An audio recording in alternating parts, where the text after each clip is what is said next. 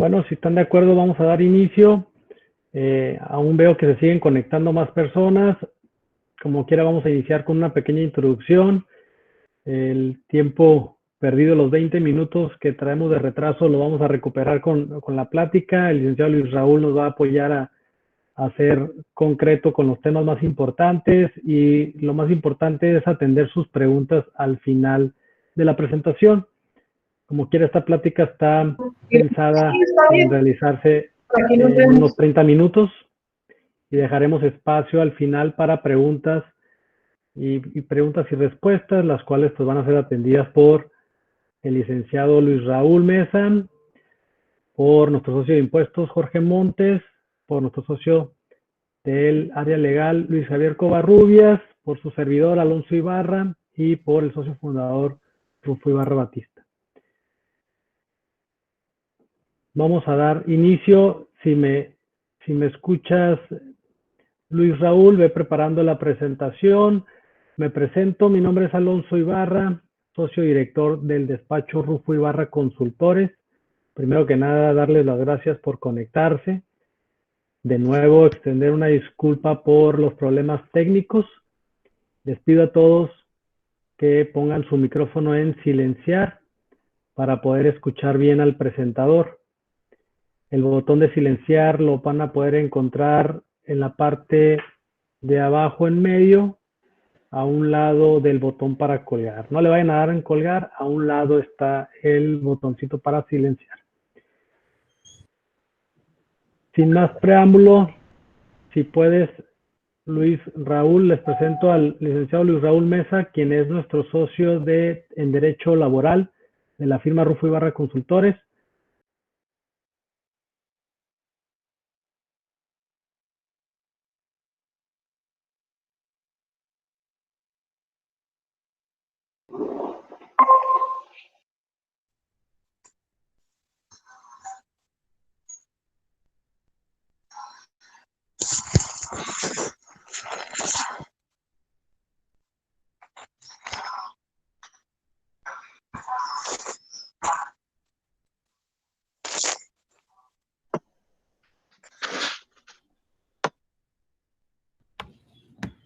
Buenas tardes, Alonso, te perdimos un poquito al último, tú me dices si ya comenzamos.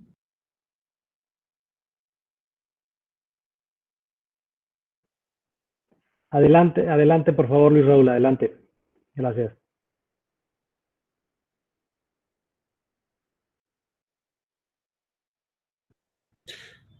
Muy bien, buenas tardes, mi nombre es Raúl Mesa, soy socio del área laboral de Rufo Ibarra Consultores. Antes que nada, bueno, pues agradezco la oportunidad de que podamos compartir con ustedes varias impresiones que están ahora con este tema de regresar a labores, ¿no? Un periodo muy esperado por muchos de nosotros para poder reintegrarnos al mundo económicamente productivo, pero que a su vez ha traído muchas inquietudes porque pues de alguna forma ha habido información un poco difusa y esperamos poder aclarar sus dudas. La temática va a ser, voy a ir exponiendo, por favor, hacer sus preguntas por escrito. Alonso nos ayudará, Luis Javier nos ayudarán con acumular un poco de las preguntas, de las inquietudes que más se tengan, para con esto formular algunas aseveraciones y poder contestar lo mejor posible todas sus dudas. De igual forma, nos podrán contactar posteriormente si es que quedan dudas. Muy bien. ¿Qué debo hacer para iniciar operaciones el 1 de junio? Y puede tener aparejada otra pregunta. ¿Puedo iniciar operaciones el 1 de junio? Bien. Alonso, seguimos con la temática aunque está entrando gente, ¿verdad? Bien. Ok. Hice un poco una línea del tiempo de lo que está sucediendo o lo que sucedió para este regreso a labores o reactivación económica. Recordemos que a partir del 31 de marzo de este año existió un acuerdo, no voy a referirme mucho más a él, que fue básicamente el que nos dijo todos los mexicanos tenemos que parar. Solo algunos mexicanos van a poder seguir trabajando como actividades, las denominaron esenciales. Pero a su vez se estableció un grupo de personas que se iban a proteger con mayor medida, que son las personas denominadas vulnerables. Y ya las conocemos. Personas de edad avanzada, mujeres embarazadas, personas que por sus condiciones pudieran ser más susceptibles de enfermarse y de que si se enfermaban de este virus, también pudiera su vida o su salud verse gravemente afectada, más que la de cualquier otro mexicano. Bien, hay unos acuerdos de reactivación que básicamente vienen en el sentido de que si ya había algunas actividades determinadas como esenciales y que fueron debidamente listadas, claro, con alguna cuestión interpretativa, como también era esencial aquella actividad que si paraba ya no hiciera posible la continuación, híjole, ahí de alguna forma si lo interpretábamos a nivel económico, pues muchos diríamos, mi actividad es esencial por ese motivo. Pero bueno, ya transcurrió todo ese tiempo, ya transcurrieron, si no mal recuerdo, 64 días, un poco más con este confinamiento y con estos acuerdos, y ya nos tienen hoy en la antesala de la reactivación económica. Y bueno, ya nos habían estado avisando que iba a ser paulatina, ordenada, y se iban a estar expidiendo acuerdos para que pudiéramos saber y conocer qué actividades se iban a reintegrar y bajo qué lineamientos, ¿sí? ¿Qué nos lleva o a dónde estamos? A partir del 18 de mayo se emitió un acuerdo y unos lineamientos para una reactivación. Y es importante precisar para qué la industria de construcción, minería y elaboración de vehículos, ¿sí?, pudiera reactivar su actividad.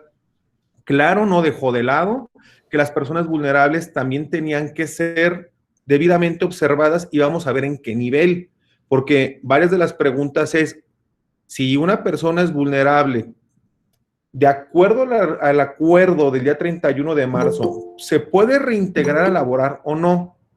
¿Sí? Eso es muy importante.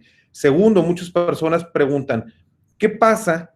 Porque eso ha pasado alrededor del país, y esa de alguna forma lo que también ha generado muchísima inquietud. ¿Qué pasa si la federación, si el gobierno federal emite un acuerdo, como ya lo hizo, emite un lineamiento, como ya lo hizo, pero en la entidad federativa el gobierno del estado me dice otra cosa? Sí, a lo mejor en algún estado la construcción ya estaba catalogada como esencial, o los restaurantes, y en otros no.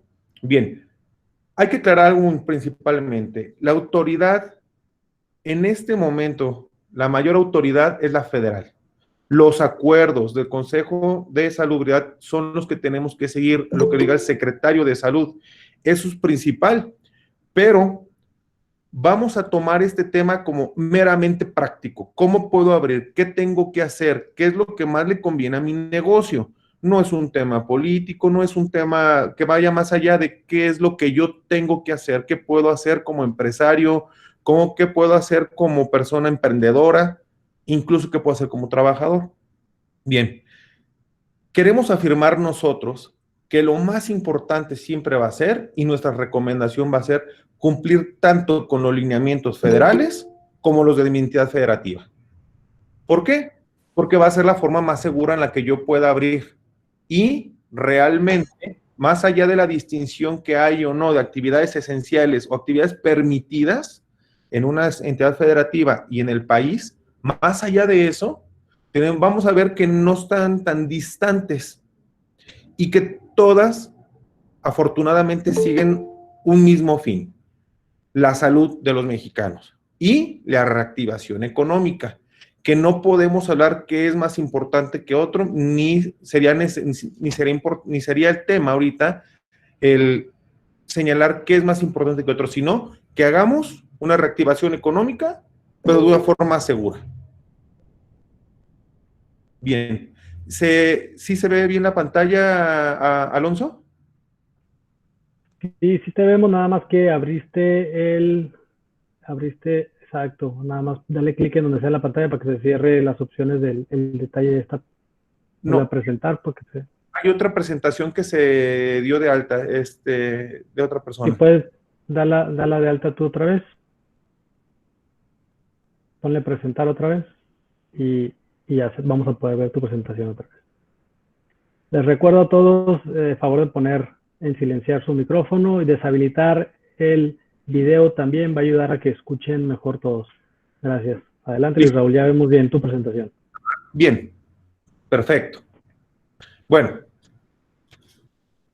una de las preguntas y de las inquietudes más importantes es, e insisto, existe un acuerdo nuevo. Con base en este acuerdo, ¿puedo yo, cualquier industria, abrir a partir del día 1 de junio? La respuesta es no. La respuesta es que existe un acuerdo y unos lineamientos para que 3 industrias, que así lo consideró el gobierno, tendrían que abrir, puedan reactivar sus operaciones, ya sea a partir del 1 de junio o a partir de que tienen la autorización del Instituto Mexicano del Seguro Social, y vamos a ver cómo se obtiene. Bien, el gobierno federal expidió unos lineamientos bajo los cuales cualquiera de estas 3 industrias, estas 3 empresas, tiene que elaborar un protocolo para poder abrir.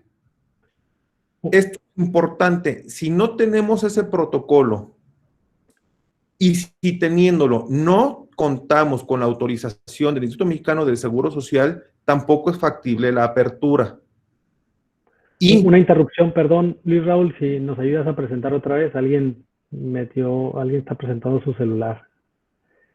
Si puedes nada más compartir tu presentación. Y listo. Tengan cuidado, tengan que en la parte inferior derecha hay una opción de presentar, no la utilicen porque vamos a ver sus teléfonos o sus pantallas. Gracias, adelante Luis Raúl, perdón.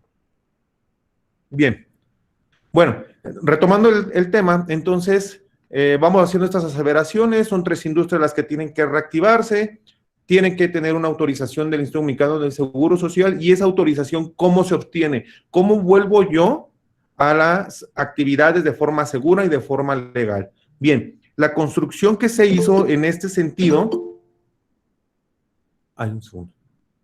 en este sentido, fue bajo una autoevaluación para generar el protocolo de seguridad sanitaria, ¿sí? Esta autoevaluación se contiene en unos lineamientos que igual se los podemos compartir. ¿Qué es? Es un modelo en el que el propio empresario contesta estas evaluaciones y solo así puede conocer y está consciente de si está cumpliendo con las medidas mínimas para la reapertura de su negocio. El paso y cómo se construyó esto es contestar esta autoevaluación. Posteriormente, tenemos que ingresar a una liga, ¿sí? Que la estamos señalando aquí para que puedan entrar, y se tiene que llenar un formulario muy sencillo, llenar unas preguntas que son muy parecidas al lado de la autoevaluación y subir un protocolo. Este protocolo lo tiene que elaborar cada empresario, cada empleador. ¿Y en base a qué? En base a la autoevaluación. Es un protocolo en el que hay un ejemplo ya, tengo que también referir eso, que a partir del jueves pasado, el protocolo era un formato libre, sigue siendo un formato libre, pero hay algunas propuestas que el gobierno cree que con eso se puede cumplir y podemos acogernos a ese protocolo o tener uno propio, ¿sí?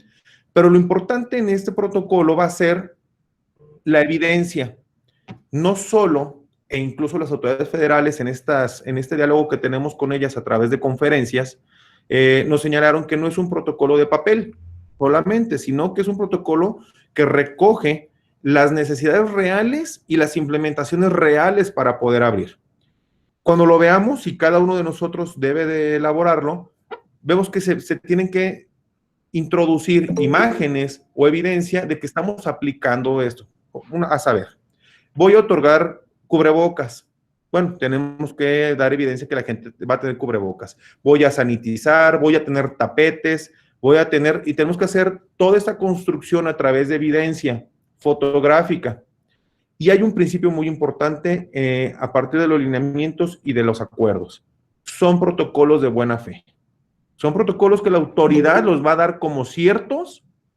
Claro, no la exime y incluso lo avisan de que va a haber una inspección o puede haber inspecciones para verificar que se estén implementando correctamente o realmente. Pero todo esto es de buena fe, de tal suerte que las fotografías, las facturas de las compras, todo eso son evidencias que se recomienda por parte de nosotros inserten como anexos o como parte del protocolo para que el Instituto Mexicano del Seguro Social pueda advertir que realmente mi empresa está cumpliendo con los lineamientos legales. Bien, a su vez, hay una carta compromiso que tal cual compromete mucho a la persona que está elaborando el protocolo para efectos de que está elaborándolo, lo está implementando y es en pro de la salud de los trabajadores. Pero bueno, hay cuestiones muy interesantes que también son parte de las preguntas y de las inquietudes que han nacido, es qué cosas tiene este protocolo que pueden ser más allá de comprar cubrebocas, comprar tapetes sanitizadores, el termómetro de distancia, el diferenciar escaleras. Hay una que nos diferencia cuántas escaleras de subida, cuántas escaleras de bajada, que no se crucen las personas. Son diferentes medidas que nos proponen en los lineamientos. Bien, hay una obligación de difundir infografía oficial. También pues tenemos que imprimirla, pegarla en las puertas, pegarlas en los baños. Una obligación de capacitar.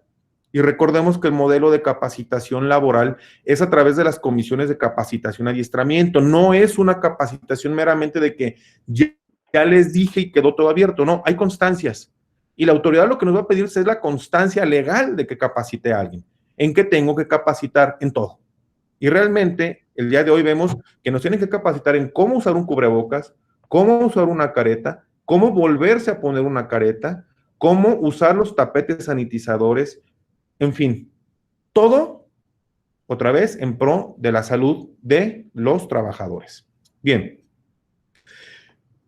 una de las disposiciones más raras de este protocolo, de acuerdo a los lineamientos, es que debemos tener implementado parte o el protocolo que refiere al artículo 132 de la Ley de Trabajo en materia de discriminación y violencia contra las personas, en específico, que pueden sufrir COVID-19 o estar dentro de ese espectro. ¿Por qué? Porque desgraciadamente ya hemos visto que en nuestra sociedad las personas que lo sufren o que están en un entorno donde se pueden contagiar han sufrido violencia. Entonces, tenemos que implementar nuestro protocolo o una adición a nuestro protocolo. Lógicamente, era muy difícil que lo supiéramos antes de que empezara toda esta situación atípica, y tener nuestro protocolo o nuestro escrito, nosotros le sugerimos, ¿sí?, tener un adendum y que los trabajadores lo reciban en el sentido de que cualquier conducta de exclusión, burla, cualquier manifestación que atente en contra de la dignidad de una persona que está sufriendo la enfermedad, claro, no va a estar ahí, que la haya sufrido o que un pariente, un familiar le esté sufriendo, sí, va a tener las consecuencias. ¿Cuáles? Las que nuestro protocolo ya tiene. Si no lo tenemos, hay que elaborarlo. Esto es una obligación desde el 1 de mayo del año pasado. Bien, otra de las cuestiones que nos puede llevar a razonar si lo implementamos o no, que sí se tiene que implementar, es la identificación de riesgos psicosociales. De acuerdo a los lineamientos, parece ser que para la autoridad, esto que estamos viviendo sí constituye un factor grave que pueda afectar o que puede tener repercusiones en el mundo del trabajo. No obstante, la norma oficial mexicana 035 al día de hoy contiene como obligación hasta ahora, para que no nos multen, si lo queremos ver así, el que implementemos la guía 1, que son preguntas muy sencillas, que son preguntas dirigidas a efectos graves. Bien, la recomendación otra vez es que la apliquemos, y se puede aplicar muy sencillo. Para un negocio muy pequeño, para un negocio mediano, grande, es igual. La podemos aplicar de forma escrita, la podemos aplicar a través de diferentes plataformas tecnológicas. Y nosotros contamos con una con la que lo pudieran aplicar. ¿Por qué? Pues porque nos lo pide el lineamiento y es parte de lo que tenemos que incluir en nuestro protocolo, ¿sí? Identificar los riesgos psicosociales en esta época de COVID-19. Bien. Y digamos, vamos a regresar un poquito, pero digamos que ya tenemos nuestro registro, ya lo completamos, es un registro de buena fe, en el que no se nos exige escanear pues, ni la identificación del representante legal, ni el acta constitutiva si somos una empresa, una persona moral, de tal suerte que, no obstante que solo me permite identificar si me dedico a una de las 3 actividades que se están reactivando, pudiera alguien mentir, pero otra vez es de buena fe y puede ser sujeto a una inspección. De ahí que la pregunta es, si mi negocio, si mi actividad ya era esencial, ¿tengo que realizar este registro? La respuesta es no, porque incluso el propio modelo de la plataforma no me va a permitir realizar el registro, me va a impedir desde el hecho de que yo no tenga esa actividad como una actividad principal, o que yo esté desarrollando esa actividad. Ahora bien, esta plataforma ha estado en cambios constantes y me va a permitir enseñar una parte. Bien. Primero, la parte principal de la autoevaluación es esta, pegué lo que son los lineamientos técnicos de seguridad sanitaria en el entorno laboral, así se llama el documento oficial, está publicado en la página oficial, ¿sí? Hay una lista de comprobación de medidas que esa es la que tenemos que cumplir todos de forma privada en un inicio, y más o menos ahí pegué lo que son las preguntas. Esta guía va referenciada y va identificada para si mi empresa es micro, pequeña, mediana o grande. Las empresas micros y pequeñas tienen unas ciertas 9 obligaciones que se me releva de aplicarlas, pero realmente es igual los lineamientos para en lo general para cualquier tipo de empresa. Bien, si yo ya completé todo esto, voy a entrar a una de las plataformas y aquí empiezan una de las preguntas y de las inquietudes que más ha afectado a las personas que ya han hecho los registros, porque tiene una consecuencia fiscal, porque tiene una consecuencia de seguridad social, porque tiene una consecuencia incluso en contratos civiles. Es quién debe cumplir con esta obligación de registrar su protocolo. Y pensemos en aquellas empresas que, para bien o para mal, tienen una empresa que vende y tienen una empresa en donde tienen donde se tiene la mano de obra o la fuerza laboral. Y digamos que es del mismo grupo empresarial o no. O en una empresa que está haciendo una remodelación y el día de mañana le va a pedir a una persona que se dedica a la construcción, que como ya puede elaborar, ingrese a nuestro centro de trabajo y empiece a producir.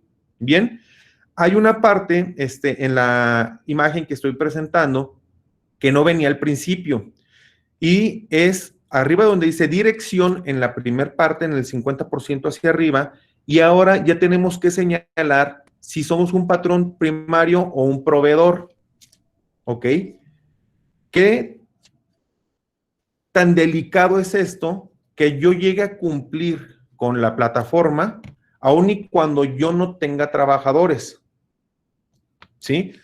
¿Qué pasa entonces si yo soy sujeto a una inspección de Seguro Social o de la Secretaría del Trabajo o del SAT, en donde me diga, oye, pero si tú tienes trabajadores, ¿por qué hiciste el registro? Y tú hiciste el registro, ya le dijiste al gobierno federal que tienes trabajadores, ¿por qué tú estás pagando estos o tales cuales conceptos a otra empresa? ¿Va? No queremos abundar en eso, pero aquí la recomendación más importante es acercarse para que la asesoría, incluso en el llenado de esta plataforma, vaya acompañada de un experto fiscal de lo laboral y que identifiquemos cuál es la empresa que debe hacer el llenado de esta plataforma. En un inicio y de forma genérica, para nosotros, quien debe hacer el llenado es la persona que es el patrón principal, la persona que tiene a los trabajadores inscritos ante el Instituto Mexicano del Seguro Social. Pero veamos cuáles son las obligaciones que van a nacer con esto y qué debemos de perfeccionar, porque ahorita estamos en tiempo de COVID-19, pero ¿qué pasa si esto dentro de 4 años llega a la autoridad federal, fiscal, y puede empezar a ver rubros de pago, deducciones, etcétera, subcontratación o no. Es un tema muy importante, es un tema vital. También es vital para efecto de la prima de riesgo de trabajo. ¿Qué pasa si la empresa que tiene a los trabajadores que prestan un servicio era una empresa que tiene una prima de riesgo de riesgo de trabajo, un grado 1, y aquí ya le está diciendo el Seguro Social que se dedica a la construcción?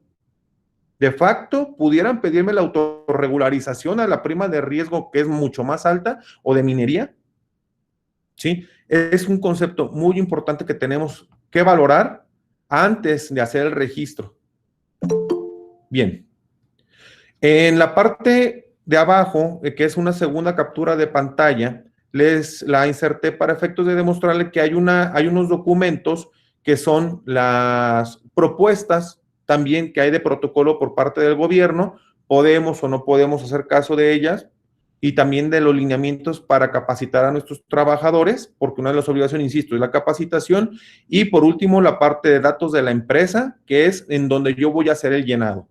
La experiencia nos ha dado que el llenado y tener todo, desde que le das clic, empezar, te registras y llenas, generalmente no vas a tardar más de 15 minutos. Pero es muy importante tener todo el conocimiento de lo que vamos a insertar en esta plataforma, porque por la cantidad de gente que está utilizando, si te tardas 12 segundos, 10, 12 segundos, te saca y es un problema volver a ingresar. Ahora bien, existe otro problema práctico, no es un problema legal, es práctico. Los lineamientos señalan que las empresas que se encuentran en más de un domicilio van a ser multinave, así lo determinaron. Bien, en el registro, al día de hoy se ha complicado, no ha dejado a las empresas que registran un centro de trabajo obtener la constancia de que ya mandaron la información, y cuando vuelven a ingresar para registrar otro centro de trabajo, pero que coincide el registro patronal, no los deja. Te señalas el registro patronal y te bota y te saca hasta decir, usted ya cumplió con el formulario, espere su respuesta. Esto es muy importante valorarlo para efecto de cuando lo estemos llenando y enviando, pues tener cuidado y estar tratando a base de estarnos comunicando con el Seguro Social, o ya que nos llegue la contestación de si se acepta, si se autoriza, si se niega o se nos requiere por algo, mandar los otros protocolos de los otros domicilios y señalar para este efecto que no se pudo hacer el registro. A su vez, recomendamos alguna fe de hechos de un notario en el sentido de que valide que lo quisimos hacer y no se pudo, ¿sí? Porque los tiempos nos pueden llegar a ganar. Bien.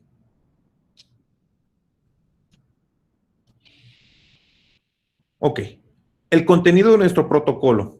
Ya platicamos un poco, ya les expuse de cuál es el procedimiento. Hasta este punto, si me llega la autorización, yo puedo empezar a elaborar, si lo inscribí hace unos días y hoy empiezo a trabajar, adelante, ya reactivo mis operaciones.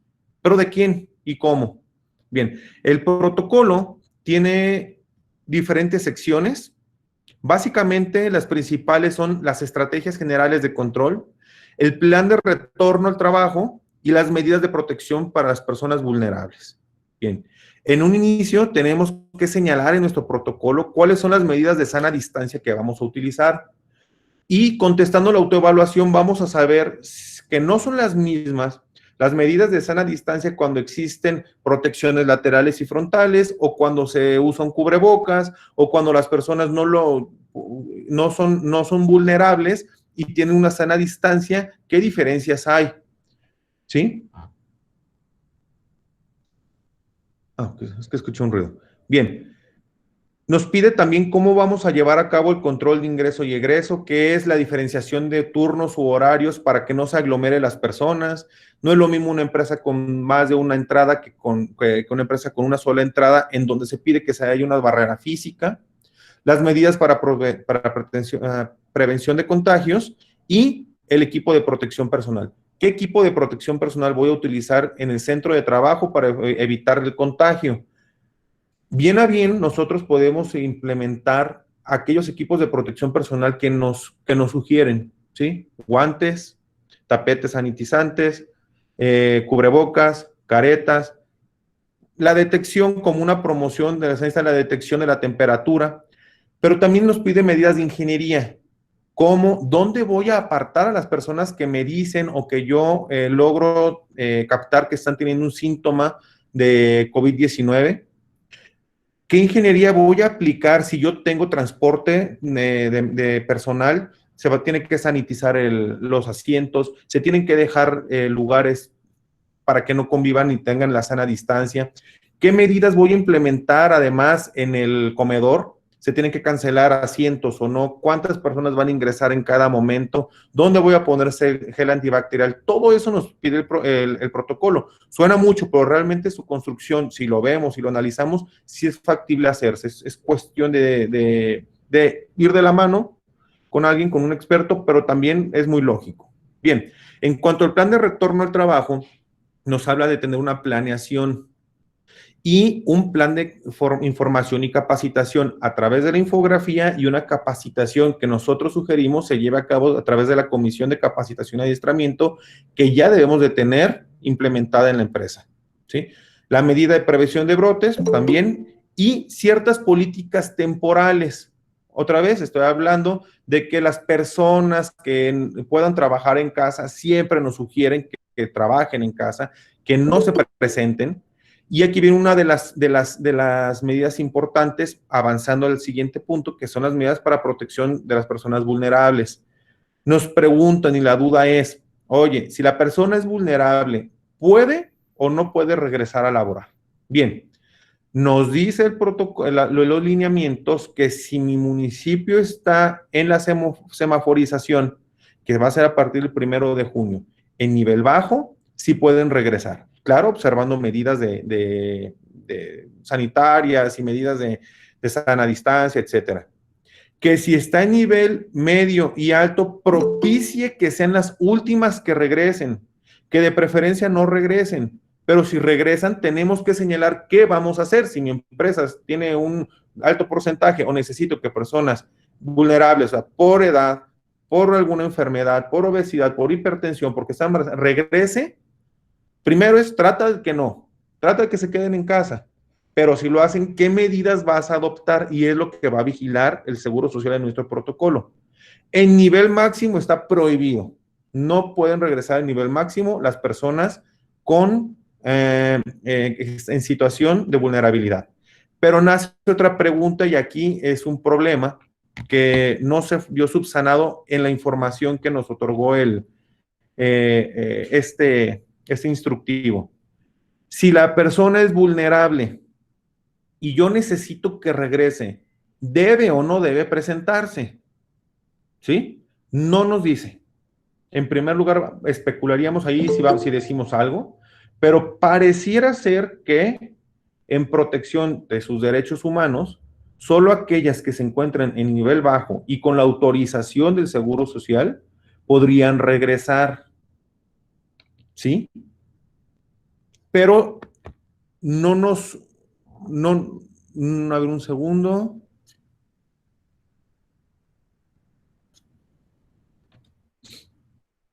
Creo que se había perdido la presentación, pero ya estamos de vuelta. ¿Sí es así, verdad, Alonso? Sí, gracias. Bien. Pero esto no está salvado en la información que nos han transmitido. Lo que sí es que desde el 31 de marzo se señaló que el gobierno emitiría acuerdos para el regreso paulatino. Va a ser, dice, en todo caso se van a emitir acuerdos. De lo que nosotros entendemos y lo que nos dijeron y lo que está por escrito es que tanto esta industria, estas industrias ahora esenciales, como aquellas que lleguen a determinar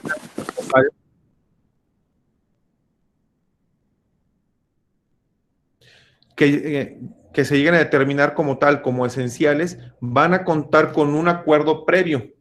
Y el primer ejemplo que tuvimos es para estas industrias esenciales.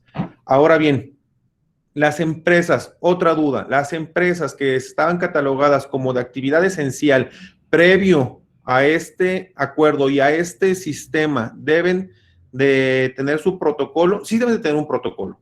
Se sugiere se actualice a estas medidas en caso de que no las tengamos, pero no estamos sujetas a la inscripción y la autorización del Instituto Mexicano del Seguro Social. Ahora bien, ¿por qué se propone o por qué se sugiere que actualicemos estos protocolos de las que ya eran esenciales a las nuevas que ahora son consideradas esenciales?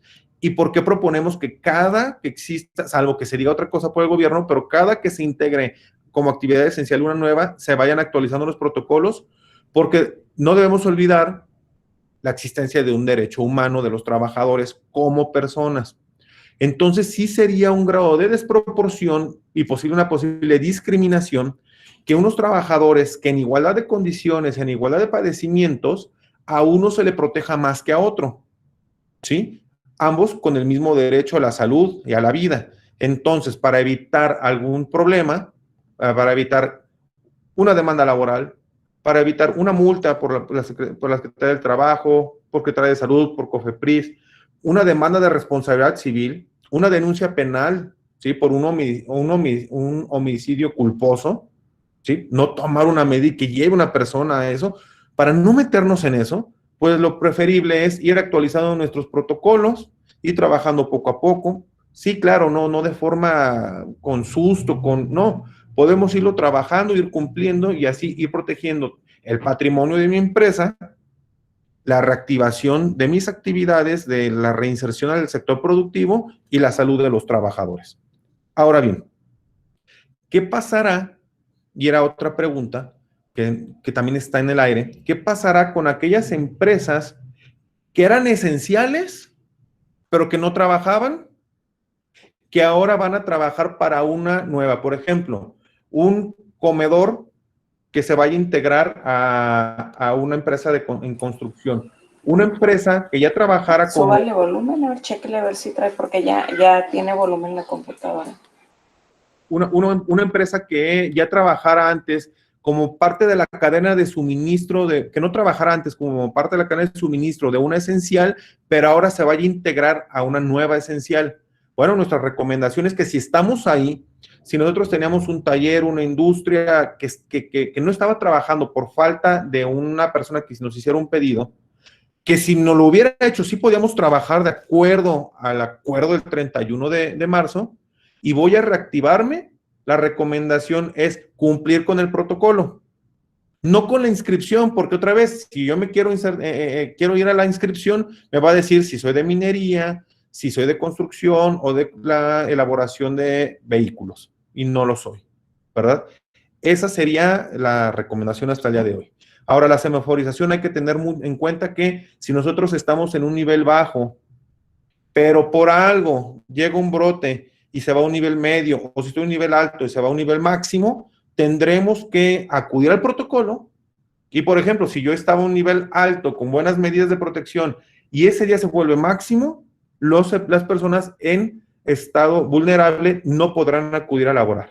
De ahí que otra recomendación para ahora y a futuro es establecer medidas en nuestros contratos laborales, en el reglamento interior de trabajo, que puedan flexibilizar la relación, que puedan ya de una vez determinar porcentajes de salarios, cuestiones que nos ayuden a defendernos de cualquier situación que afecte a nuestro entorno económico. Porque, bueno, es muy probable que los efectos del COVID-19 puedan seguirse dando cada cambio de estación, cada un año, 2 años, o hasta que haya una vacuna. Entonces, bueno, evolucionemos, no nos quedemos donde estamos, flexibilicemos la relación de trabajo, flexibilicemos y entendamos lo que es el teletrabajo, lo que es el trabajo en el hogar. Hagamos nuestros contratos y avancemos. Esa es otra gran recomendación, porque bueno, ahora pueden venir otras reclamaciones en base al trabajo en el hogar. Bien. Está leyendo algunas de las preguntas. Bien, el listado de las empresas con actividad esencial está en el acuerdo del 31 de marzo. Creo que lo podemos compartir en la tarde. Están ahora la construcción, la minería y la elaboración de vehículos. También hay alguna ambigüedad porque nos preguntan de, oye, ¿qué vehículos?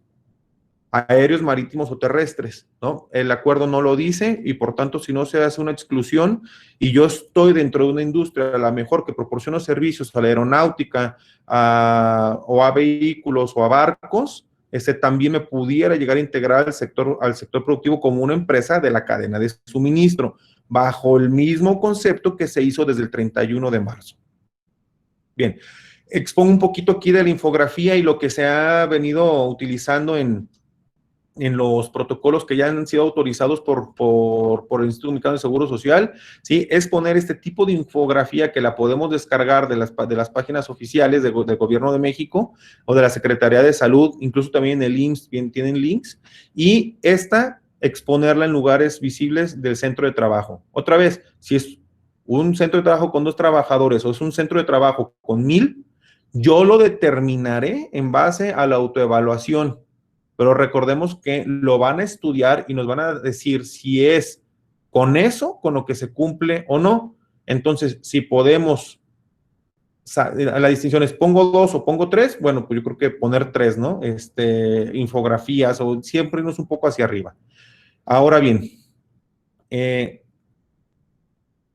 cuanto a la capacitación, si nuestro negocio, por el momento, no puede contar con un nivel de elaborar un plan de capacitación del cual estoy obligado, pero no lo puede en este momento desarrollar, también se puede hacer una sugerencia que ingresen a las páginas, por ejemplo, estas del Seguro Social o Secretaría del Trabajo, y existen tutoriales como estos, en donde los puedo descargar, los trabajadores lo pueden ver y señalar que han sido capacitados conforme a la infografía y a los videos y tutoriales de las autoridades laborales, de seguridad social o muchas otras que están promoviendo estos, todos con los links en cada una de sus páginas, pero siempre, otra vez, es documentarlo. Si llegan a ir a nuestro centro de trabajo y las personas fueron debidamente capacitadas, vieron la infografía, vieron los videos, ya les dimos un día para que hicieran todo esto, pero no lo documenté, entonces no están capacitados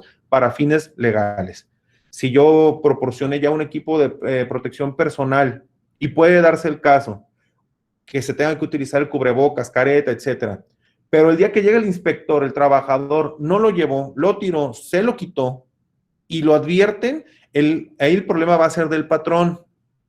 Bueno, pues ese problema tenemos que nosotros disminuirlo con el documento en donde le digamos al inspector, espérame, mira, aquí está este documento en donde yo le di su cubreboca, yo le di su careta y le dije que la tenía que utilizar en todo momento, dentro del centro de trabajo y hasta la salida.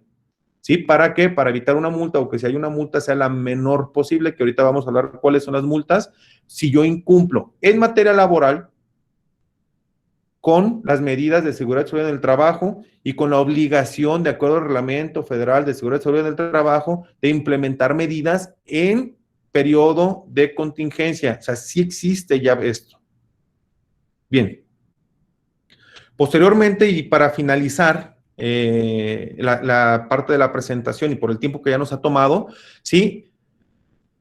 Es exponerles claramente para nuestro criterio y de acuerdo a todas las obligaciones que se construyen a través de los lineamientos y acuerdos, cuáles son las medidas que nosotros como patrones debemos implementar y documentar con la intención de que no seamos sujetos a demandas o a multas por parte de las autoridades. Bien, lo señalamos nosotros como órganos internos, ¿sí? ¿Qué órganos debe tener la empresa? ¿A qué está obligada la empresa? Bueno, de acuerdo a la Ley Federal de Trabajo, a tener una comisión de capacitación y adiestramiento. Otra vez, regreso, vuelvo a insistir, no solo la obligación se cumple con comprar implementos que a lo mejor hoy están a sobreprecio, a comprar implementos para que no se propague el virus, que son cubrebocas, etcétera, etcétera.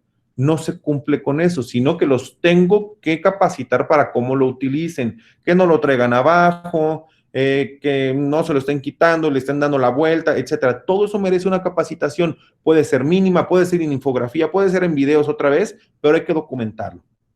Después, En los lineamientos nos solicitan que tengamos un consejo o comisión relativa al protocolo para prevenir para sancionar la violencia y discriminación. Si ya tenemos nosotros, como ya deberíamos tener desarrollado nuestro protocolo, pues nada más incluir en un párrafo más, en un documento aparte, con este consejo que, insisto, ya lo debemos de tener, cómo le vamos a hacer para recoger la queja de la persona que se sienta discriminada, cómo vamos a hacer para comunicar a las personas qué es un acto de discriminación en esta época de COVID-19 y con eso cumplir con esa disposición. Bien, también en los lineamientos viene la disposición de tener un órgano que atienda las emergencias por caso de COVID-19, ¿sí? ¿Qué nos piden? Que en el protocolo lo establezcamos. ¿Qué va a pasar? Oye, si hay alguien con un síntoma, lo tengo que separar, pero ¿a quién le aviso? ¿Qué hacemos? ¿Cómo nos activamos? ¿Quién le habla a una autoridad? ¿Quién le da un permiso con goce de sueldo? ¿O qué tengo que hacer? ¿O cómo lo mando a su casa? Tengo a la mejor y una recomendación. Ya tengo preestablecido un convenio en donde incluso pudiera yo decirle, vete a tu casa, va a haber una variación de condiciones, tu salario va a variar, ¿qué va a pasar? Y eso a través de un órgano. Otra vez, vemos muy importante tenerlo prefabricado, preestablecido para activarlo. Y ese mismo órgano, bueno, debe tener lineamientos, ¿sí? La capacitación, regresamos. Bien, en cuanto al reglamento de seguridad y salud en el trabajo, encontramos otra vez que hay una comisión, la cual debe ser permanente, esta no es solo por COVID-19, que es la Comisión de Seguridad e Higiene. Debemos de tener un plan, ¿sí? Que debemos estar cumpliendo y capacitando cada año. Y a su vez, este reglamento ya prevé desde el 2016 que todas las empresas deben de tener un lineamiento que se llama Programa de Seguridad y Salud en el Trabajo. Ojo, ya lo deberíamos de tener. ¿Para qué? Para las acciones pertinentes para la atención de emergencias y contingencias sanitarias que recomiende o dicte la autoridad competente. En este sentido, como vemos, ya desde el caso de la influenza se reformó esto y ya es en la Comisión de Seguridad y Salud en el Trabajo, ya debería tener no el programa. ¿Qué haríamos en estos casos? Claro, el 1% a lo mejor del sector empleador lo pudiera haber tenido. Nadie nos imaginamos que fuera a existir esto ni con estas consecuencias inéditas. Pero bueno, si ya estábamos obligados a tener la comisión, es muy importante tener este plan para que si llega la Secretaría del Trabajo, la Secretaría de Salud, etcétera, si me contagié o se contagió a alguien y presentó una denuncia penal que es válido y llega un ministerio público, le entreguemos, no señor, aquí pudo o no contagiarse, pero yo tengo establecido un protocolo, se siguió, le di y se acabó. Yo cumplí con las medidas. ¿Qué hizo la persona fuera de aquí? No sabemos. ¿Cómo se contagió? No sabemos. Pero lo cierto es que debemos de demostrar a la autoridad que en el centro de trabajo, nosotros como empleadores hicimos todo lo que nos pidieron. La propagación, pues ya no va a estar en nosotros, fuera de su entorno social y familiar. Bien. Y dentro del propio reglamento, pues se entiende que este órgano que atienda las emergencias debe ser parte de este programa de seguridad y salud en el trabajo. ¿Cuál es la finalidad, insisto, de tener estas comisiones y estos órganos dentro de la empresa? Para efecto de poder tener un soporte documental y defenderme de cualquier reclamación, ya sea privada por un trabajador, por un proveedor que también tiene derecho a esto, a que se le cuide cuando ingresa al centro de trabajo, o por una autoridad, ya sea laboral o de seguridad social. Ahora, debemos de entender cosas muy importantes. La Secretaría del Trabajo, ¿qué pasa si llega la Secretaría del Trabajo y me dicen, ¿me puede clausurar? No, la Secretaría del Trabajo no tiene facultad alguna para clausurar ningún negocio, pero sí tiene facultades para ordenar la suspensión de actividades totales o parciales en el centro de trabajo, si a su juicio se está poniendo en peligro la vida o la integridad de alguna persona.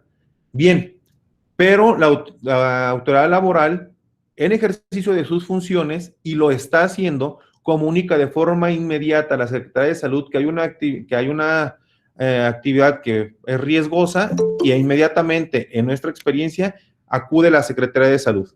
A veces la Secretaría de Salud Federal, a veces las Secretarías de Salud de los estados o los órganos de salud de los estados acompañados de COFEPRIS, ¿sí? Y empiezan a hacer estas inspecciones y ellos sí tienen facultades para podernos clausurar.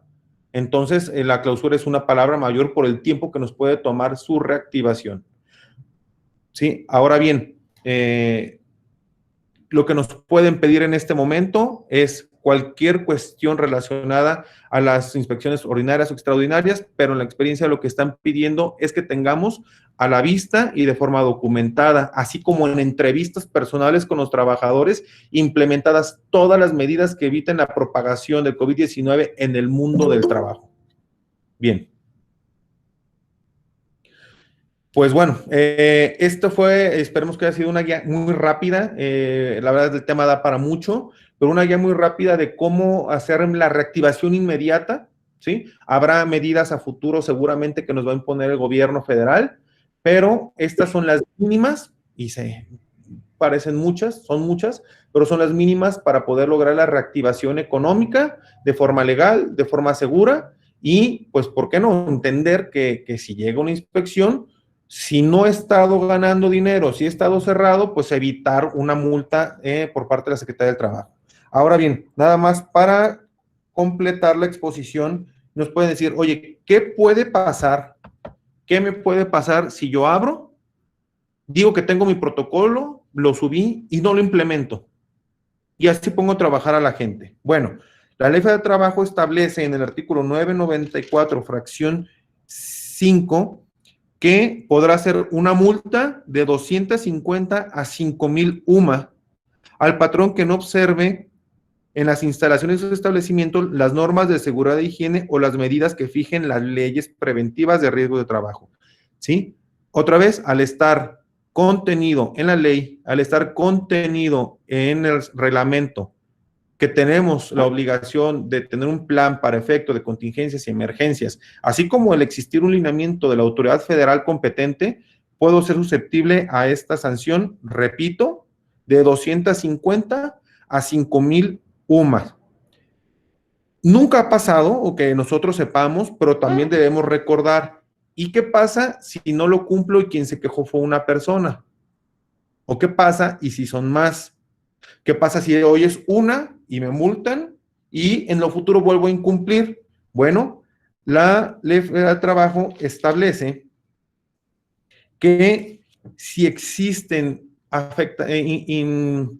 cuestiones que nosotros no hayamos implementado y que afecten a más de un trabajador, la sanción podrá imponerse por cada uno de los trabajadores. Entonces, sí, claro, esto es desproporcionado. Insisto, en la experiencia no se maneja así, no se impone así, pero sí existe la posibilidad de que si mi incumplimiento fue y afectó de tal forma a más de un trabajador y hubo una queja por más de un trabajador, la multa puede ser del tamaño que la señalé por cada uno de los trabajadores que haya sido afectado o solo que me multen por el incumplimiento. Entonces, hasta aquí es la exposición de lo que queríamos comentar con ustedes, guiarlos en la reapertura económica, laboral de sus negocios, que si ahorita nuestro patrimonio está sufriendo, bueno, pues no se vea mermado por una multa o por una demanda, y pues quedamos atentos a sus preguntas, que creo que serán de forma escrita, y Alonso, Luis Javier estarán haciendo ese resumen y las estaremos contestando a quien se la pregunte. Claro, muchas gracias, licenciado Luis Raúl Mesa. La verdad es que es un tema súper interesante y obviamente novedoso. Hay muchas preguntas, déjame comenzar y directo a las dudas de quienes empezaron a enviar preguntas desde muy temprano. Me voy a atrever a hacerte la primera pregunta de una persona que desde las 9 de la mañana mandó 2 preguntas particulares, y esta es para ti, Luis Raúl. La pregunta es, dice esta persona, somos una maquila cuya operación es fabricar muebles de madera para iglesias. Mi primer pregunta es saber si podremos iniciar operaciones el 1 de junio. Te la quise preguntar porque es proveedor de una iglesia y hay que tener cuidado. Sí. Adelante. Bien, la respuesta es no. O sea, las actividades que ha integrado nuestro gobierno federal, otra vez, son 3, dentro de las que no se comprende esta. Entonces, no. Que de pronto en la entidad federativa pudiera algún gobierno decir, para nosotros sí lo es una cuestión atípica, es una cuestión que realmente no debería suceder porque otra vez, la autoridad federal es la autoridad en este momento, esto es muy parecido a un estado pues de que si hubiera una guerra, ¿no? O sea, tenemos ahorita un gobierno que nos debe de proteger y debemos hacerle caso, pero bajo estos lineamientos, no.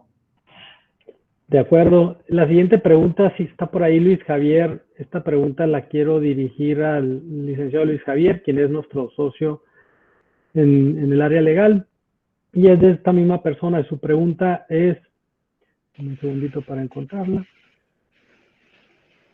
Su pregunta es, si no estamos dentro de las operaciones para iniciar y lo hacemos, es decir, y si inician, ¿a qué nos estamos arriesgando legalmente?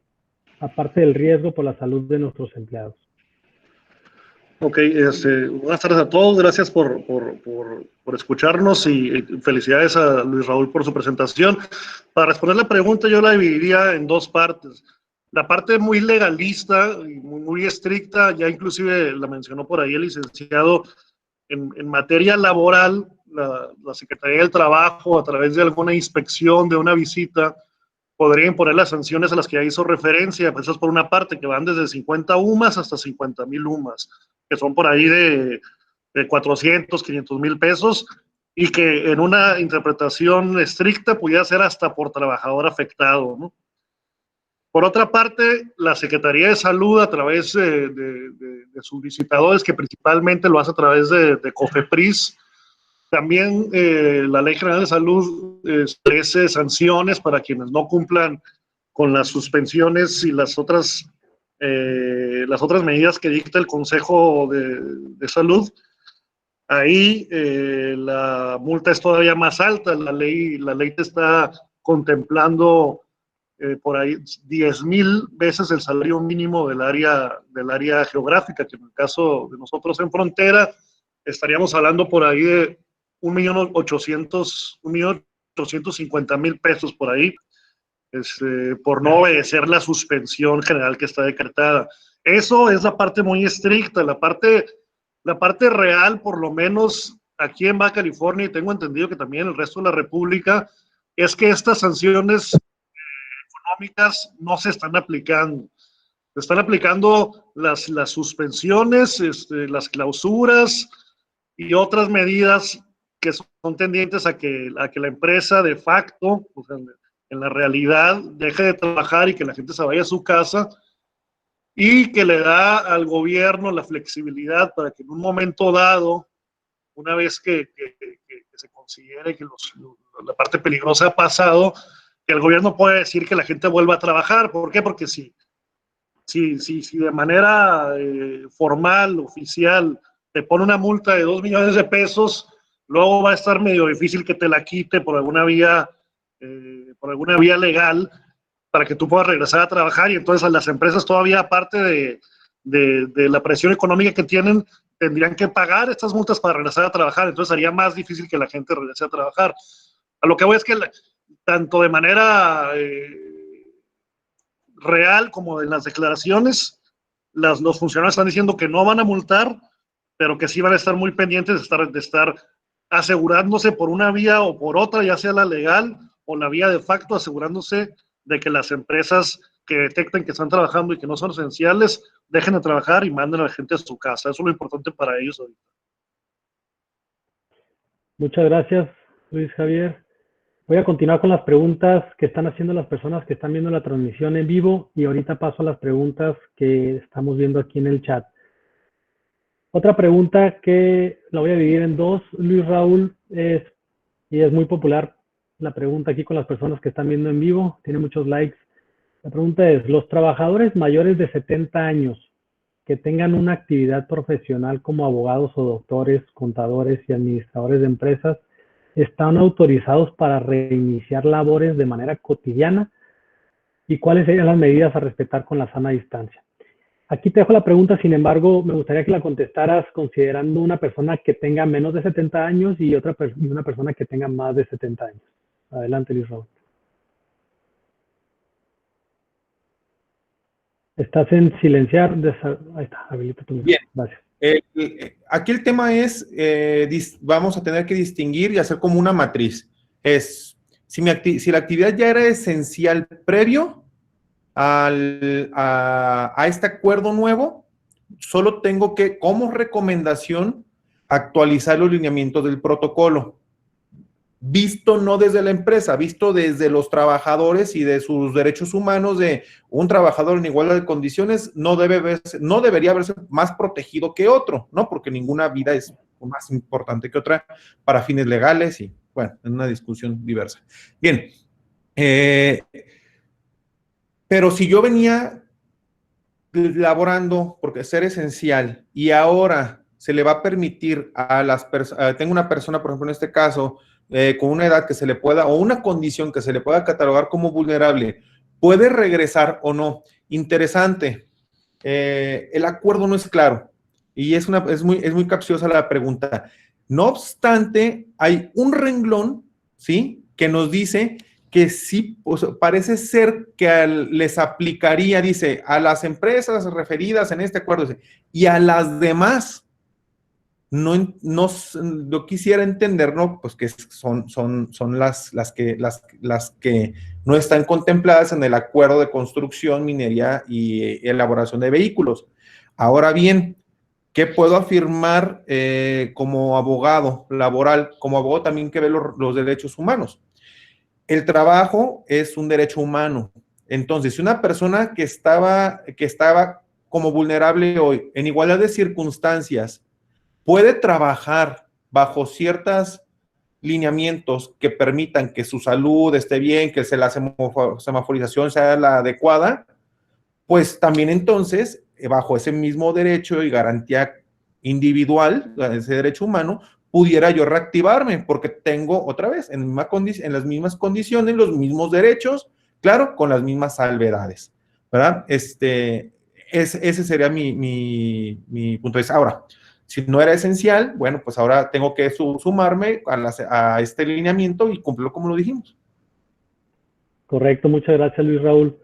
Otra pregunta es, las empresas que se consideraron como esenciales sin tener ninguna confirmación de parte de alguna autoridad, la duda es, ¿también tienen que someterse a la autorización del IMSS? No, el acuerdo del 31 de marzo fue muy claro, estas van a ser consideradas esenciales. Ahora, el acuerdo nuevo nos dice estas tres y técnicamente, si yo me meto a la plataforma, solo si soy de esas tres. Entonces, si ya era considerado esencial, pues no puede hacer ni de minería, ni de elaboración de transporte, ni de construcción. De acuerdo. La siguiente pregunta es, somos una empresa que se considera como no esencial y considerando que vamos a poder iniciar actividades de acuerdo al semáforo, mi pregunta es, ¿cuándo iniciaríamos con la planeación de apertura? Entiendo que quiere empezar su planeación. ¿Cuándo sería bueno que iniciara? Sí. Bueno, de entrada, si no somos esenciales, lo vamos a poder hacer a partir de que nos den los lineamientos para cuándo pudiéramos regresar y en qué condiciones, pero la lógica y entendiendo esto, sí, del punto de vista legal, pero somos, como firma, somos muy prácticos también y vemos la situación del país. Nosotros recomendamos lo siguiente, ir cumpliendo con este protocolo. Va a ser muy difícil que se disminuyan muchas cosas, va a ser muy difícil que se aumenten muchas cosas, pero bueno, tratemos de ser muy lógicos. Yo tengo mi protocolo y, por ejemplo, yo me dedico soy restaurantero, tengo un negocio de venta de comida. Bueno, pues, ¿qué medidas voy a propiciar para que los que están en contacto con los alimentos no vayan a tener alguna secreción que contamine el alimento, etcétera? O sea, debe ser una parte muy muy lógica, pero pues yo creo que construir este protocolo, construir los documentos laborales y que me van a permitir no ser multado, pues yo creo que los deberíamos hacer desde ya. De acuerdo contigo, independientemente que las no esenciales todavía no se sepa exactamente cuándo van a poder iniciar operaciones, sabemos que les van a exigir algún tipo de protocolo y no va a variar mucho al que estamos viendo ahorita, el que nos estás comentando en tu presentación. Gracias. Una pregunta que coincide con las dudas que pusieron en el chat y las personas que están viendo en vivo es, ¿qué pasa con las empresas que tienen outsourcing? ¿Quién debe de llenar el protocolo? Bien, bien, vamos a partir de algo que no lo dije porque es muy técnico, pero bueno, el artículo 123 de nuestra Constitución contiene toda la normatividad laboral y se divide en dos partes, una de lo que somos nosotros, lo privado, que es el apartado A, y hay dos fracciones muy interesantes, la 14 y la 15. Bien, en este caso, la materia de seguridad y salud en el trabajo es del centro de trabajo, ¿sí? Yo estoy obligado a cumplirla y de hecho si llega una inspección en materia de seguridad y salud en el trabajo, el inspector va a ver que se estén cumpliendo y no obstante pueda cumplirlo cualquier persona, incluso que no sea patrón. Pero yo considero que esto es muy fiscal, esto es muy de seguridad social también, aunque la plataforma ya nos deja que si es un patrón directo o si es un proveedor, y que cualquiera de los dos teóricamente puede cumplir y meterse a la página, etcétera, ahí hay una pregunta muy interesante, o sea, de tus trabajadores, ¿sí? Entonces yo considero que hay una confesión de que yo tengo trabajadores. La recomendación es que la cumpla quien tiene los trabajadores en el Seguro Social, pero no estamos prejuzgando, estamos viendo partes realistas, operativas. ¿Qué pasa si la empresa que presta servicios está otra vez, como lo señalé, en el grado 1 y le voy a pedir, oye, di que eres minero de carbón, ¿no? ¿Te vas a ir al grado máximo? ¿Y qué pasa si esa empresa me da el servicio y me proporciona un servicio en donde hay 10 personas y tienen ese mismo registro patronal otras 500? Se va a subir su grado hasta el número de cuánto le va a impactar económicamente. Entonces, puede que encontremos una inviabilidad práctica y económica. En general, que lo cumpla quien tiene a los trabajadores, ¿sí? En específico, y hay una cuestión que se nos puede salir de las manos, veámoslo en caso específico y midamos los riesgos. Construir los contratos laborales, civiles, todo eso de una forma más correcta y ver si esta empresa presta servicios, afecta al 15A de la ley del Seguro Social y otra construcción más elaborada, pues. De acuerdo, muchas gracias. De hecho, hay un par de preguntas laborales, pero antes de entrar a esas preguntas laborales, continúo con las preguntas que tienen que ver con las empresas esenciales o no esenciales. Otra duda recurrente, bueno, de personas que tienen varias tiendas.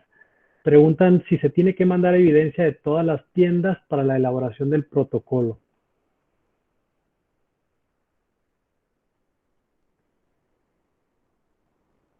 Perdón, se perdió un poco el sonido. Perdón, te repito la pregunta, es para las personas que tienen diferentes o que tienen muchas sucursales. Preguntan si deben de elaborar un protocolo por sucursal o por tienda. Así es, sí debe ser así. Los lineamientos para elaboración del protocolo las denominaron multinave, pero en mi experiencia y hasta el día de hoy, la plataforma no te deja que das de alta un centro de trabajo, te dice que ya lo diste de alta, pero si vuelves a usar el registro patronal, se bloquea y se va otra vez a la pantalla de que usted ya lo ha registrado con éxito, espere su confirmación. Entonces, lo que hemos hecho prácticamente hemos obtenido ya algunas autorizaciones. En el correo que nos llega la autorización, mandamos los protocolos de las demás, notarizamos, es una certificación de hechos de que no me deja la plataforma y La realidad es que nos hemos puesto a trabajar porque hay unas que ya no, sobre todo en la industria automotriz, ya era insostenible por las grandes armadoras que ya están trabajando, que otras no pudieran, no les estuvieran proveyendo de los insumos. De acuerdo, muchas gracias. Vamos a continuar con las preguntas. Son muchas las preguntas. Estoy tratando de seleccionar las que se han repetido con las personas que ponen algo en el chat y las personas que están viendo en vivo. Pero los que nos estén seguir acompañando con la presentación, aquí vamos a continuar respondiendo. Otra pregunta, Luis Raúl. Si una empresa, si es una empresa pequeña, ¿es necesario formar la comisión? La de capacitación y adiestramiento no, es hasta de 50 y más, así lo prevé la ley. La de seguridad y salud de trabajo, sí. De acuerdo. Otra pregunta, la autoevaluación, ¿solo la pueden hacer las operaciones de minería, transporte y construcción? Para efecto del registro, sí, pero la recomendación es que la hagan todas para que sepamos cómo estamos y qué no tenemos, qué debemos mejorar, qué podríamos a futuro necesitar. De acuerdo. Otra pregunta, quieren saber el fundamento. ¿Qué artículo de la Ley Federal del Trabajo tiene la obligación de tener el protocolo? ¿A cuál nos hacemos referencia? Yo creo que, nada más así dice la pregunta, pero supongo se refiere a los protocolos de seguridad sanitaria, que es el decreto emitido, ¿no? Publicado en el Diario Oficial. Pero adelante, dejo porque...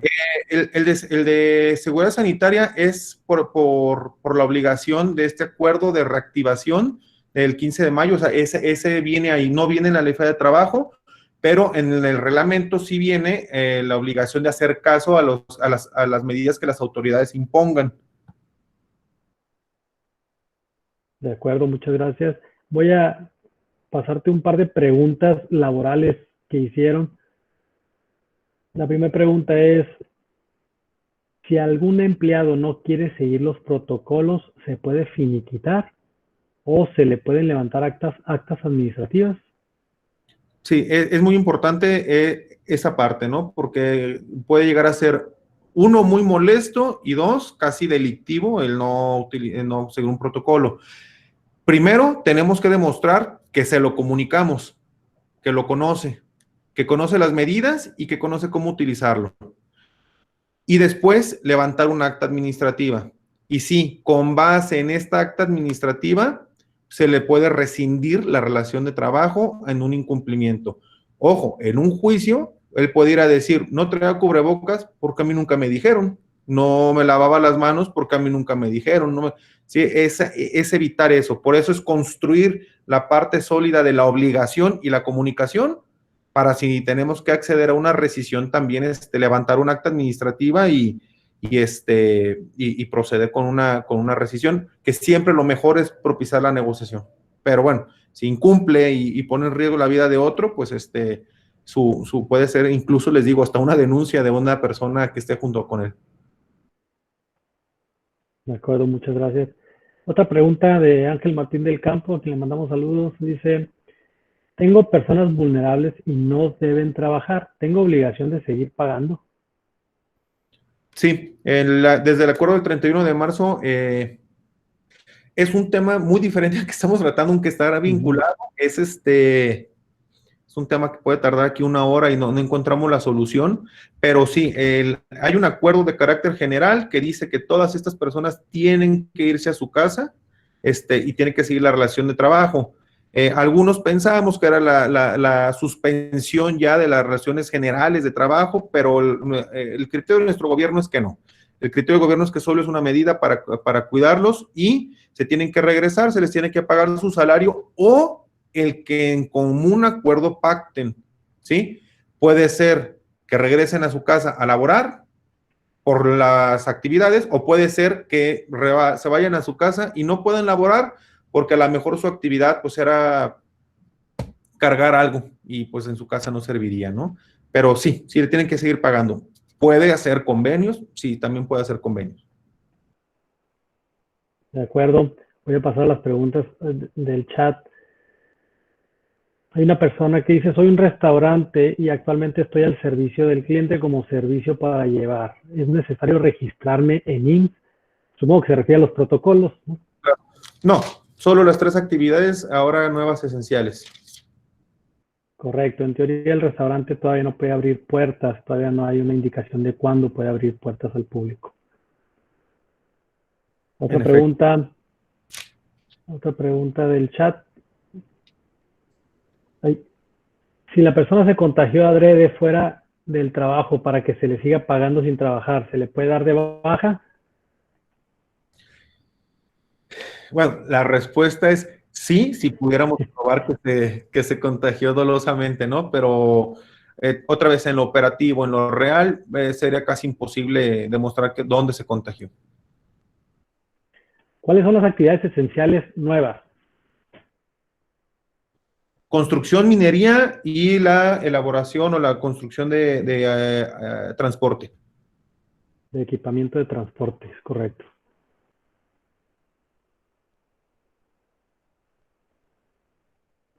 Estoy recopilando las preguntas. Otra pregunta.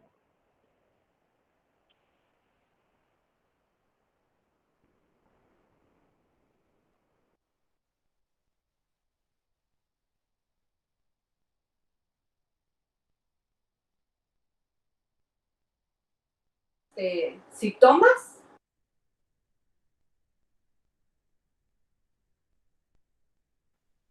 Perdón, alguien me silenció. Una disculpa, Raúl. La pregunta es si puede iniciar operaciones una empresa de turismo médico.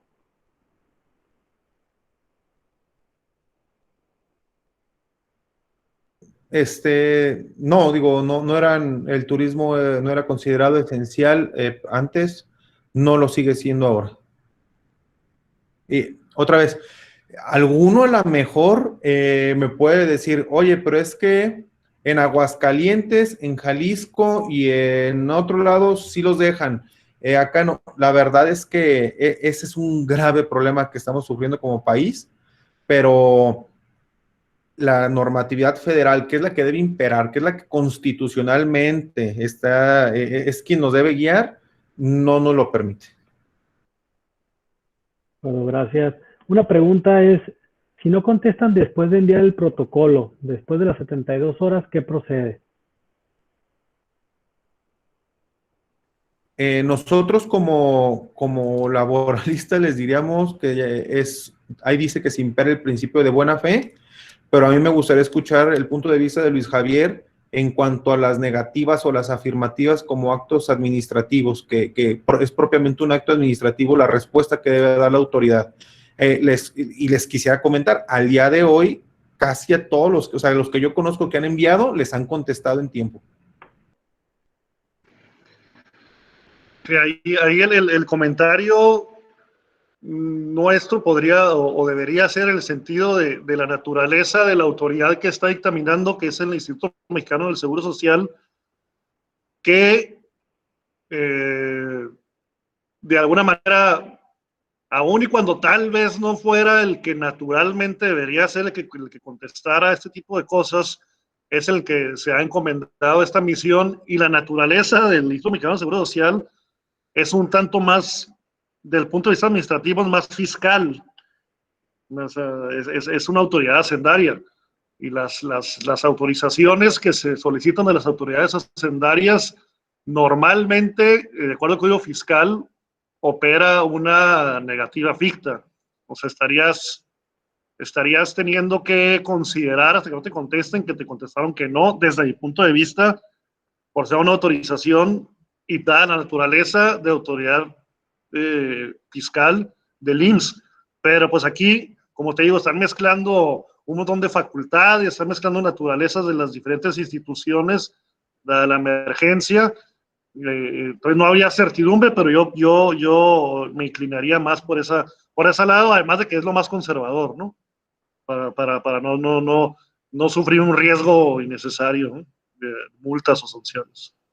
Bien. Alonso, voy a contestar algo que no sé si lo preguntaron o no. Hablaban de dónde se contenían los protocolos en la ley de trabajo. A lo mejor la pregunta también iba encaminada al protocolo que yo hablé de discriminación y violencia. Si fuera esa la pregunta, solo quiero contestar que es el artículo 132, fracción 31 de la Ley de Trabajo, que obliga al patrón a implementar, en acuerdo con los trabajadores, un protocolo para prevenir la discriminación por razón de género, atención de casos de violencia y acoso o hostigamiento sexual, y erradicar el trabajo forzoso infantil. A lo mejor era ese protocolo, digo, nomás para no dejarlo en el aire. De acuerdo. Muchas gracias, Raúl. Otra pregunta que tenemos aquí es en el caso de las maquiladoras que realizan productos esenciales en un porcentaje y otros productos no esenciales. ¿Pueden seguir operando? ¿Cómo no lo entendí, perdón? Es decir, una empresa que realiza actividades esenciales en un 80% y también realiza actividades no esenciales en otro porcentaje, en el 20%.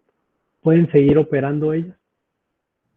Digo, si ya estaban operando, pues sí. Miren, son cuestiones que los acuerdos y los lineamientos no logran colmar de tal forma, porque son a veces precisiones o casos muy específicos. Sí, soy muy honesto, o sea, la intención y la finalidad de todo esto es proteger la salud, la vida, la integridad de los trabajadores. Ahora ya la reactivación económica, si me lo dijeran y fuera yo una autoridad, diría pues aquellos que no están vinculados estrechamente a una actividad esencial, que se vayan a su casa. Pero si se lo preguntan al empresario y posiblemente al trabajador, te va a decir, bueno, pues si la empresa está trabajando, pues que trabaje, ¿no? Se dan las dualidades e incluso la autoridad ha sido muy consciente en empresas cuya actividad no es esencial, ha permitido la continuación de labores esenciales. Y hablo de pago de impuestos, pago de contribuciones, o sea, todo eso en industrias a lo mejor no esenciales, llega, inspecciona y te permite, demostrando que son para eso. Entonces, la autoridad diría, no laboren esos trabajadores no vinculados, pero el patrón pudiera acogerse la literalidad de que mi actividad general es esencial. Y si su actividad en general es esencial, no requiere de la autorización del IMSS, ¿es correcto? Si es de las esenciales del 31 de marzo, no. Si es de las esenciales nuevas, sí. Correcto.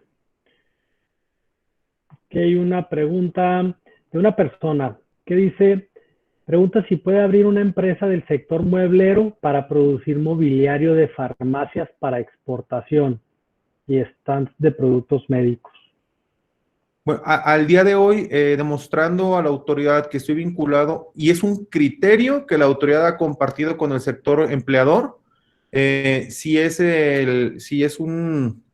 vinculado a una actividad esencial, como es la farmacia, pues sí podría abrir. Si yo quiero ir a la segura, tengo que acudir a la Secretaría de Economía, que es la que me puede decir si soy esencial o no en cuanto a puntos específicos, y obtener el certificado, digámoslo así, o la anuencia de que soy una actividad esencial. De acuerdo, yo creo que con eso cubrimos la mayoría de las preguntas. Vamos ahorita a poner en pantalla los datos de contacto por si tienen alguna duda adicional, con todo gusto la atendemos. Y quiero pasarle el uso de la voz nada más como un mensaje de clausura al socio fundador, el contador Rufo Ibarra Batista. Si puedes habilitar tu micrófono y nada más unas palabras para clausurar la videoconferencia.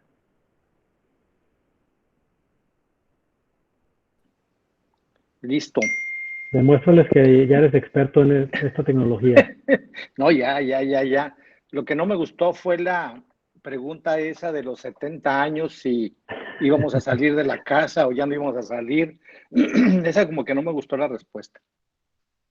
En fin, yo creo que lo importante es que tenemos que estar preparados, ¿no? Son situaciones de la vida que nadie esperaba y desgraciadamente pues hay que afrontar las situaciones pues como muchas veces las hemos afrontado. Hoy pues agradecemos a Luis Raúl que nos venga aquí a externar su experiencia y ya los trabajos que ha venido realizando por parte de la firma en materia sanitaria y laboral. Y pues no, tenemos que reconocer que esta pandemia pues ha traído condiciones que desgraciadamente las autoridades tampoco le entendieron muy bien y pues nos han manejado de alguna manera en que el sentir generalizado es de mucha incertidumbre. Hoy en la mañana yo platicaba con el funcionario de Baja California responsable de COFEPRIS y yo le hacía una pregunta y le digo, oye, la semana que entra ya puedo abrir el restaurante, ya estamos preparados, ya tenemos los protocolos y va a quedar muy bien y vamos a cuidar tanto a los empleados como a los comensales. Y me dice, aunque esté muy bien preparado, lamento mucho, amigo, pues no poderte responder positivamente, toda vez que la autoridad no ha dado la información conducente para autorizar que ya puedas aperturar. Lo que sí es cierto es que lo que sí es cierto es que el presidente hoy en la mañana anunció que el próximo viernes van a platicar respecto a la siguiente fase y seguramente señalarán la utilización ya de semáforos para efectos de la apertura de ciertas actividades. Coincido con Raúl en que hay que adelantarnos a esos protocolos que les dieron a la actividad constructora y minera, y de eso pues empezar el registro con solicitarlo inclusive al Seguro Social y a ver qué nos contesta. Creo yo que el adelantarnos nos va a permitir ir más seguros a la apertura o reapertura de nuestros negocios. Y ya no sigo más, Raúl, simplemente agradecerte tu participación y agradecerle a todos los interesados que de veras hubo un aforo que nos saltó de la plataforma, por lo cual también les reitero mi disculpa de que tuvimos que ahí activar unos nuevos mecanismos técnicos para que pudieran tener cabida todos los que estaban solicitando la plática. Bueno, pues, pues muchas gracias a todos ustedes por su participación y aprovecho también pues para anunciarles nuestro próximo evento que será el próximo martes 2 de junio y ese evento es relacionado con las condiciones fiscales que han prevalecido en esta eventualidad sanitaria. Precisamente ya ven que están saliendo licencias sanitarias por aquí, licencias sanitarias por allá, unos gobiernos del estado las tienen, otros no, etcétera, etcétera. Queremos hacer un resumen de todas esas obligaciones y podérselas mostrar a ustedes el próximo martes. Muchísimas gracias. Gracias, Alonso, por tu conducción. Gracias, doctor Rufo Ibarra. Y les recuerdo a todos que les vamos a estar enviando la grabación y la presentación por correo a todos los que se registraron. A los que no se registraron, ahí en pantalla aparece nuestro contacto. Mándenos un correo y con gusto les hacemos llegar la grabación del evento. Por último, Luis Raúl, alguien puso que por favor contestaras una pregunta de los salones de eventos. Supongo que sí pueden abrir los salones de eventos. Bien, bueno, no, desgraciadamente, si no tienen una finalidad de ese salón de evento vinculada a la construcción, minería o la elaboración de equipos de transporte, pues no, esperemos pronto y hay que ir trabajando para que si mañana dicen que a partir de la elaboración de un protocolo trabajemos, pasado mañana estemos trabajando. Correcto, muchísimas gracias. Gracias a todos por su asistencia y los esperamos en la próxima videoconferencia el 2 de junio. Les estaremos enviando la información a sus correos. Que tengan buena tarde. Gracias.